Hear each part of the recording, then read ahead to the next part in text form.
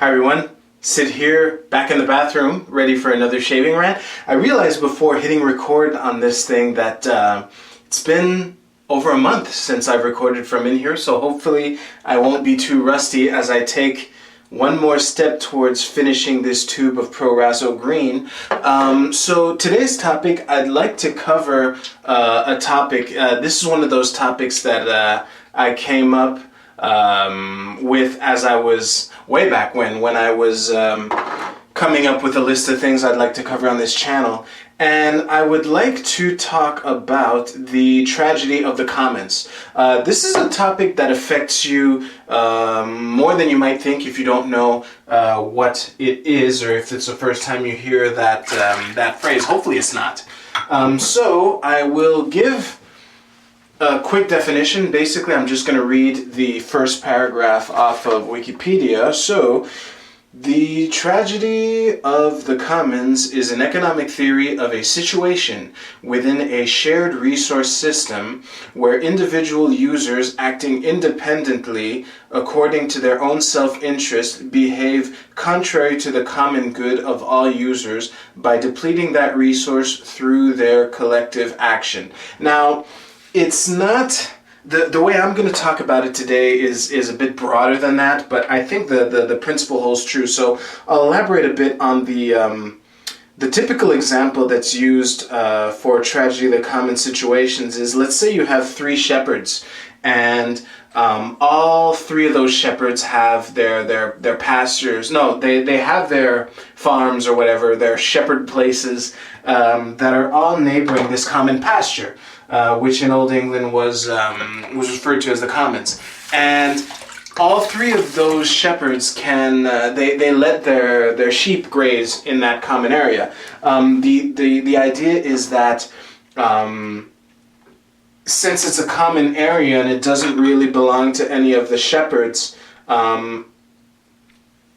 if they all just let their sheep graze there willy-nilly, eventually there just won't be any grass left there, and all three shepherds are screwed. So I kind of hinted, the very observant people watching this will notice that I kind of hinted at the solution I'm gonna hint at or get into towards the end, but I'm gonna carry on and say that my basic position on this stuff is that everything the government touches becomes a tragedy of the commons. I'm oversimplifying, but I think it holds true, and I'd like to go into an example that I know you're quite familiar with, which is roads. And the thing is, and I think I've made this point on this channel before, that if something belongs to everyone, it belongs to no one. And this whole thing of communized roads is an example of tragedy of the commons that I will illustrate with a story that I experienced here maybe a week or so ago. Basically, there's a major intersection in my area that is undergoing construction, and it's one of those things where I think they're just repaving that major road, but it's at the intersection of another major road in my area, and it's going to be one of those things where there's constantly a lane that's blocked off. It started in June. I think they said it was going to go on until November. And when I was driving to a friend's place the other day, and I came up to that intersection, and I noticed that one of the signs, one of those construction signs, had been blown over by the wind. And it wasn't like I was in the rightermost lane, and the wind had knocked the sign over, and it wasn't blocking my lane, but it was in my lane enough where, to avoid the risk of popping my tires, I had to kind of nudge into the lane next to me to avoid the sign. And I was looking at that sign from the red light that I was waiting at, and I realized that this is quite a situation. I'll get into it in just a sec.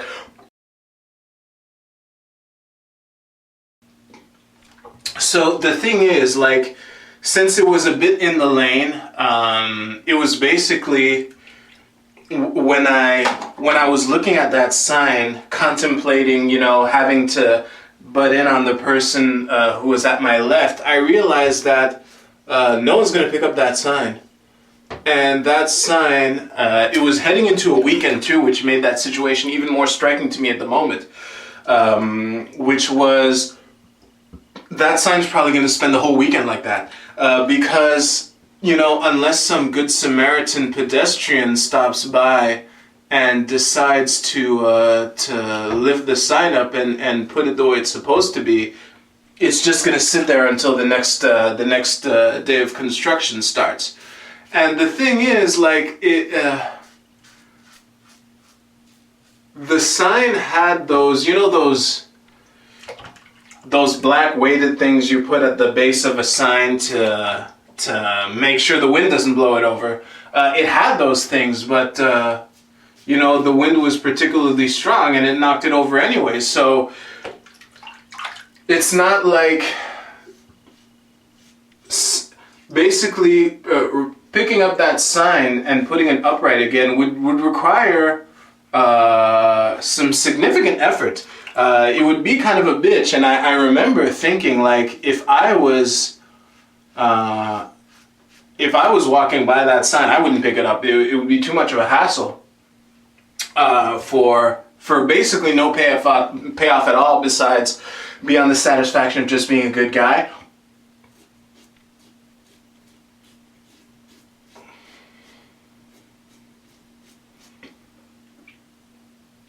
So I didn't, I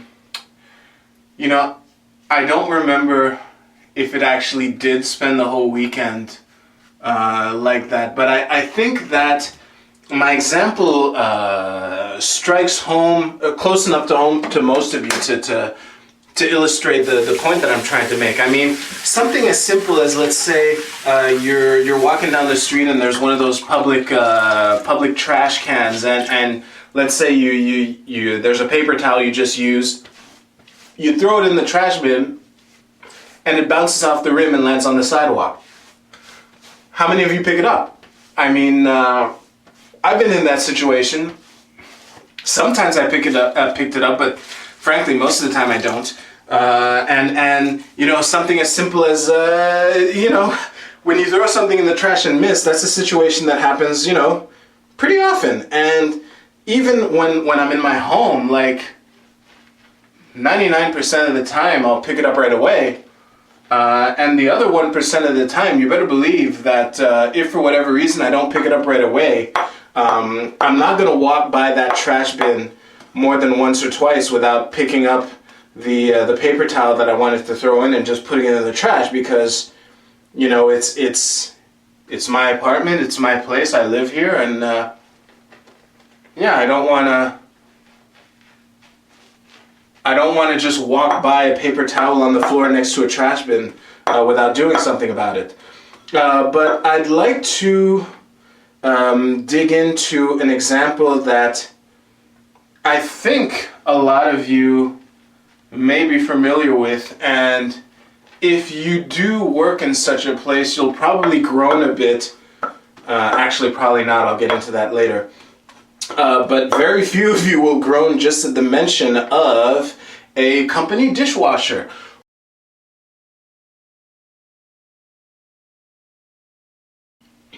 So if you work somewhere that has like, dishes available to everyone and a dishwasher to clean those dishes, I'll just treat it as a binary choice for now, and maybe I'll get into the other situations later. But basically, if you work in a place that has a company dishwasher and dishes available to everyone, you are in one of two categories. Most of you have never emptied your company dishwasher and put the clean dishes away.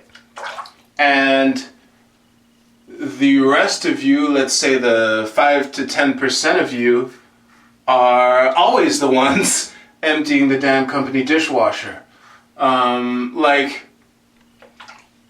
To to nuance a bit those two situations, maybe you've emptied the company dishwasher once or twice in your multi-year career there, which is basically never.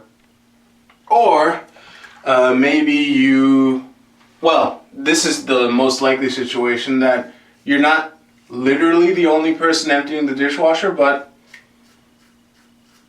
there's, let's say, 1 to 5 people in the company that are just the ones doing it, with every now and then some non 1 to 5 people doing it.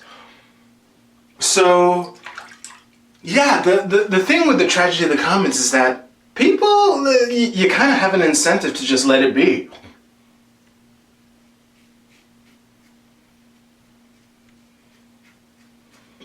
I mean, for the shepherd's example, keeping an eye on your sheep or planting new grass, it's work.